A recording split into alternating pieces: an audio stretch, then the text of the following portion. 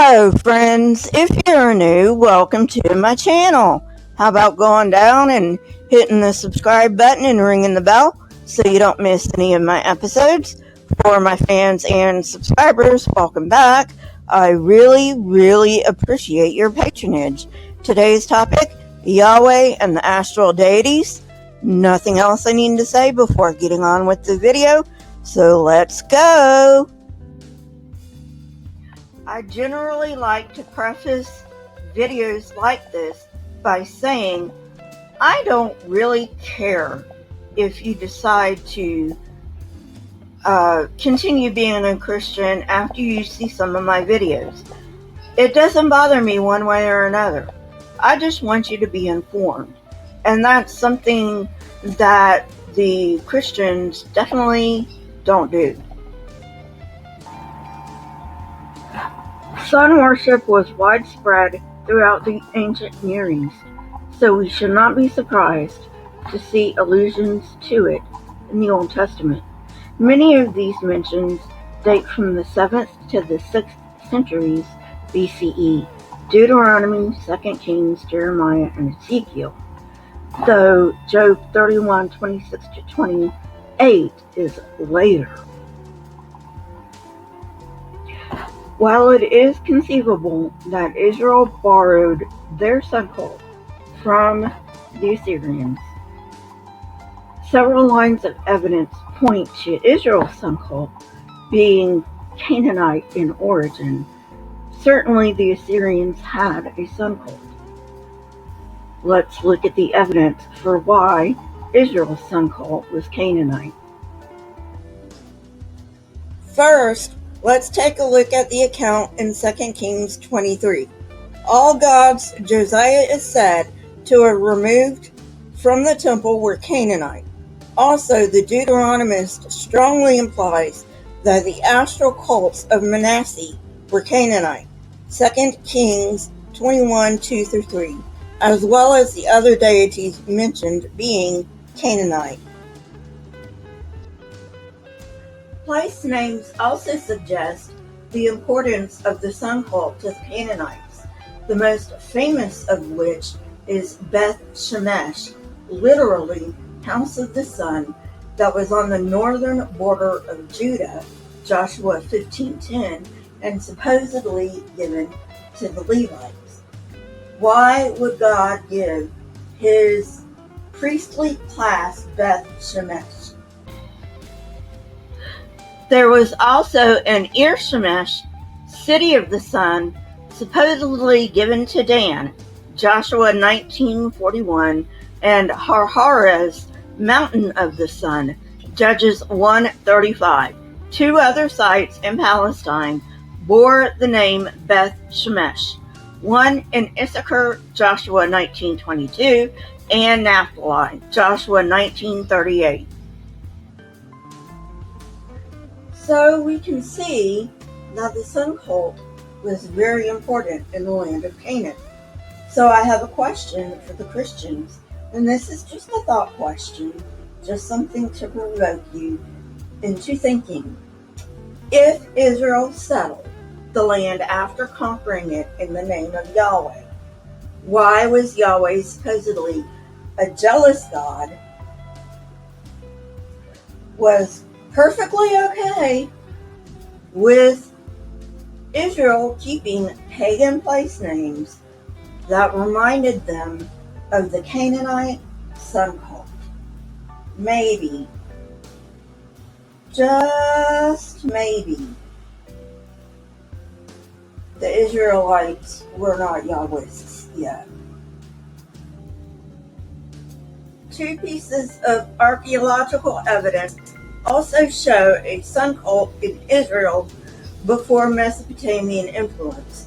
First, a 10th century BCE cult stand containing 4 levels, the first level representing a horse and a sun disk. The second artifact is a small horse figurine's head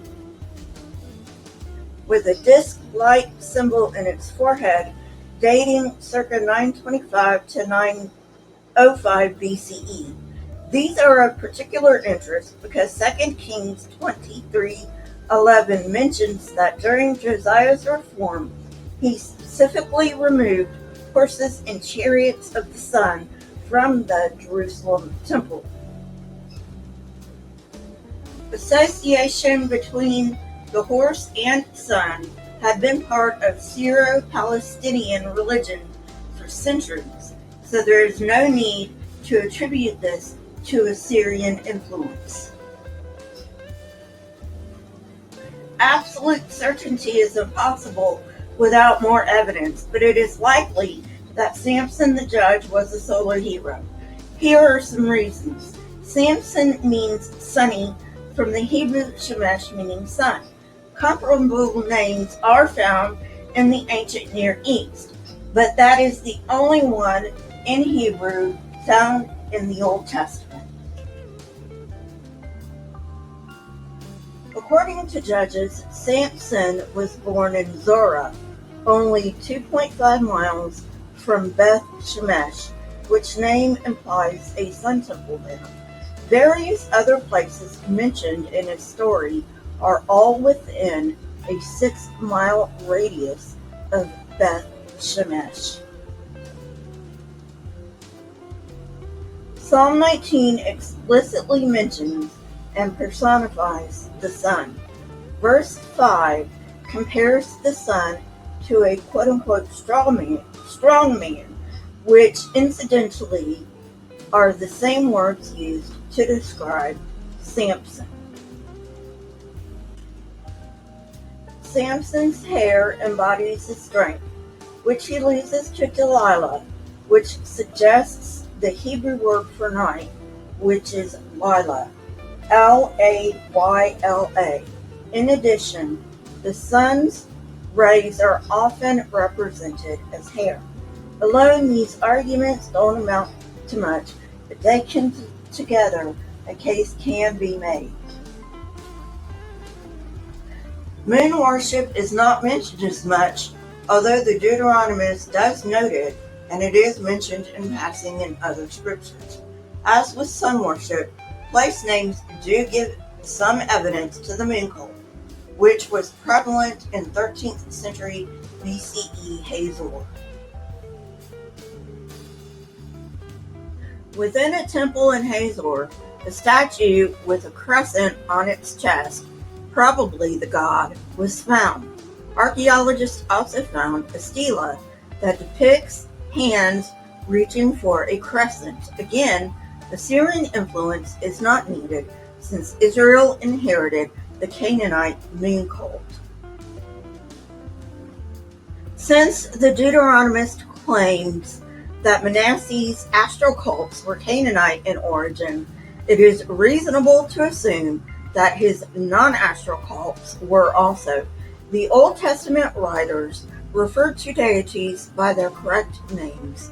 Idria, the Canaanite name, is used instead of the Aramaean Sin. New evidence has shed a light on the moon cult, the Old Testament, and the god Shegar. It had long been suspected that the Deuteronomist had demythologized Shegar the same way he demythologized Astarte, but until recently we had no proof. Recent discoveries have shown that Shegar was a moon god. Archaeologists have found Hittite correspondence to personal names written syllabically. In addition, the day of the full moon in the Hittite culture was dedicated to Shagar.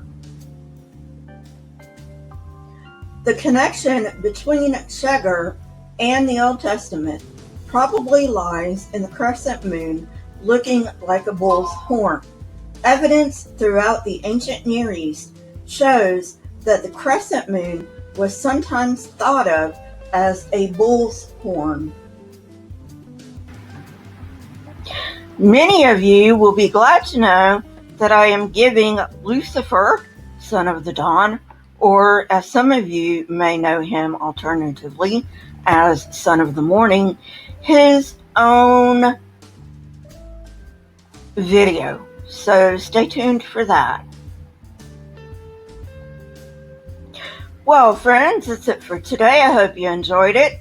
If you did, hit that like button, press the subscribe button, and if you want to know when I come out with new videos, hit the bell next to the subscribe button. My Twitter, Discord, email, and PayPal links are in the description, along with the source that I used for this video. If you wish to contact me, best way is Twitter, second best is email. Also, please leave comments in the comment section. Not only do I love hearing from you, but it also helps to trigger the YouTube algorithm. You may also leave any requests down there as well. Keep learning and searching for truth. Here are a few videos from my library. If you have not watched them yet, go ahead and watch them and tell me what you think. Until next time, friends, stay safe and goodbye.